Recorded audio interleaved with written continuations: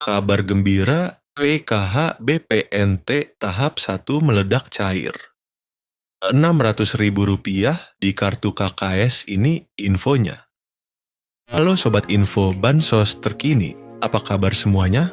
Semoga selalu sehat dan dimudahkan segala urusannya.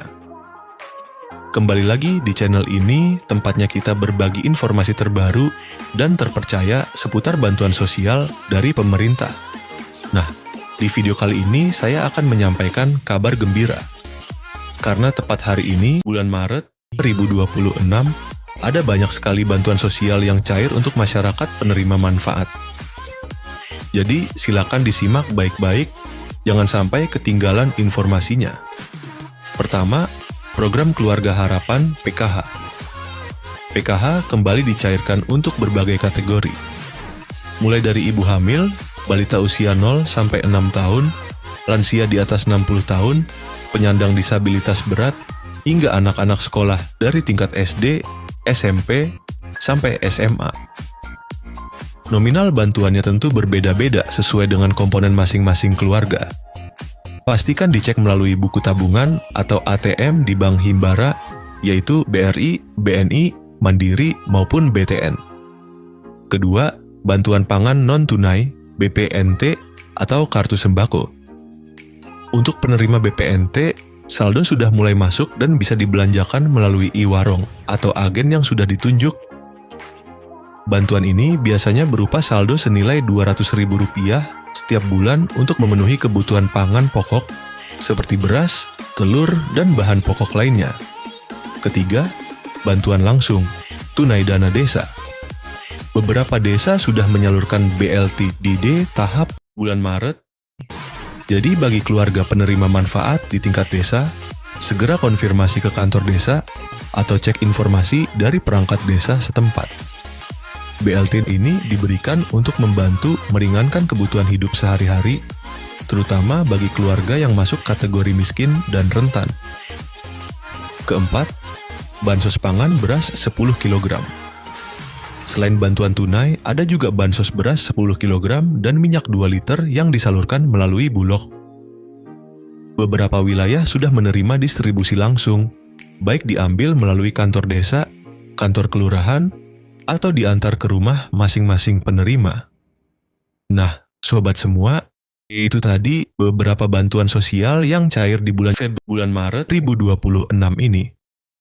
Jangan lupa untuk selalu mengecek status bantuan melalui aplikasi Cek Bansos Kemensos atau langsung menanyakan ke pihak desa dan kelurahan agar tidak ketinggalan informasi. 7 bansos yang berlanjut di 2026, pemerintah memastikan bahwa bantuan yang bersifat fundamental dan struktural akan tetap berjalan. Ini adalah jaring pengaman utama bagi masyarakat rentan. Program bantuan yang akan cair di 2026 diantaranya itu yang pertama, program Keluarga Harapan PKH. Sebagai primadona bansos, PKH tetap kokoh berdiri. Bantuan ini menyasar komponen vital keluarga, ibu hamil, balita, anak sekolah SD sampai SMA, lansia, dan penyandang disabilitas berat. Mekanisme penyalurannya diprediksi tidak berubah, yakni cair bertahap 4 kali setahun. Yang kedua yaitu BPNT atau sembako, atau yang bisa disebut bantuan pangan non-tunai. Kebutuhan pangan tetap menjadi prioritas nomor 1. Meski ada wacana transformasi ke direct cash, transfer uang digital untuk efisiensi program ini dipastikan aman, yaitu dalam artian program BPNT masih terus berlanjut di 2026. Yang ketiga yaitu bantuan PIP, program Indonesia Pintar. Komitmen mencerdaskan bangsa tidak surut. Anak-anak dari keluarga prasejahtera tetap dijamin akses pendidikannya melalui bantuan tunai PIP. Jadi PIP di 2026 akan tetap berlanjut. Yang keempat yaitu PBI JKN atau Kartu Indonesia Sehat gratis dari pemerintah. Kesehatan adalah hak dasar. Subsidi iuran BPJS Kesehatan bagi 40% penduduk termiskin tetap ditanggung penuh oleh negara. Bantuan beras 10 kg. Program cadangan pangan pemerintah CPP ini diprediksi kuat akan diperpanjang, berfungsi sebagai bantalan saat harga beras gejolak atau terjadi kerawanan pangan. Jadi bantuan beras di tahun 2026 akan tetap berlanjut. Yang keenam yaitu atensi lansia dan disabilitas berat. Kementerian Sosial terus menyalurkan bantuan rehabilitasi sosial baik berupa alat bantu, kursi roda, alat dengar maupun makanan bagi lansia tunggal dan disabilitas. Untuk yang ketujuh, bantuan pena pahlawan ekonomi Nusantara. Ini adalah bintang baru bagi KPM usia produktif di bawah 40 sampai 45 tahun yang sudah lama menerima bansos. Pemerintah menawarkan modal usaha hingga 5 juta rupiah. Syaratnya harus siap graduasi atau mundur dari kepesertaan bansos reguler. Setelah usahanya mandiri ya. Jadi nanti akan ada pengembangan apa skill-skill yang bisa dipelajari dan dipraktekkan. Dalam artian harus melalui proses graduasi secara mandiri atau graduasi secara sukarela.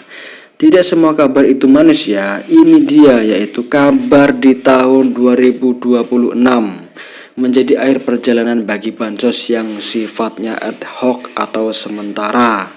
Nah, selanjutnya bansos yang kemungkinan di tahun 2026 tidak akan cair lagi yaitu BLT Kesejahteraan Rakyat atau BLT Kesra. BLT mitigasi bantuan tunai tambahan yang sering cair di momen tertentu seperti saat inflasi tinggi atau El Nino dikabarkan berhenti total per 31 Desember 2025. Sifatnya yang fleksibel dan temporer membuat program ini tidak masuk dalam anggaran rutin jangka panjang 2026. Bantuan subsidi BSU, program yang sempat hits saat pandemi ini juga diprediksi tidak akan muncul kembali seiring dengan pulihnya kondisi ekonomi pasca krisis. Ya, jadi ada beberapa bantuan yang kemungkinan di tahun 2026 tidak akan cair atau tidak rutin cair per bulan sesuai dengan kondisi yang ada di lapangan seperti inflasi tinggi atau El Nino dan lain sebagainya. Ya, lalu isu yang sangat hangat di tahun 2026 yaitu era baru bansos digital dan seleksi alam KPM. Isu paling strategis di tahun 2026 adalah digitalisasi dan validasi ketat. Pemerintah melalui bocoran dari Menko Luhut Binsar Panjaitan merencanakan peluncuran sistem bansos digital berbasis artificial intelligence atau AI. Tujuannya yaitu memberantas hantu bansos alias penerima fiktif, penerima ganda atau salah sasaran. Jadi concern pemerintah sangat concern di situ ya. Seperti penerimanya yang nggak ada atau bansosnya tetap cair, meninggal tetap bansosnya cair, atau penerima ganda atau salah sasaran. Itu pasti menjadi concern agar efisiensi menggunakan artificial intelligence. Apa konsekuensinya bagi KPM jadi KPM yang terdeteksi sudah mampu secara ekonomi, memiliki aset, gaji UMR atau di atas UMR dan lain sebagainya yang intinya mampu akan langsung dinonaktifkan dari DTKS, data terpadu kesejahteraan sosial. Fokus pemerintah bergeser dari sekedar menyalurkan bantuan menjadi mencetak keluarga yang mandiri secara ekonomi. Saran bagi KPM, jadi simak secara sesama dan teliti.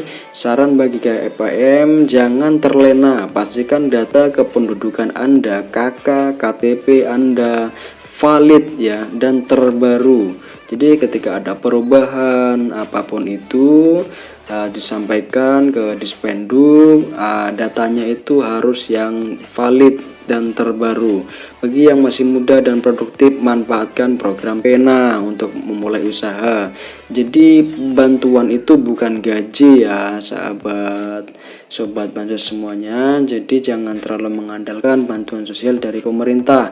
Gunakanlah bantuan sosial itu untuk produktivitas Anda, membantu ekonomi Anda, membantu usaha Anda agar Anda berkembang dan usaha Anda juga berkembang, dan nantinya ekonomi Anda juga berkembang dan stabil. Karena di masa depan bansos tunai murni akan semakin diperketat seleksinya.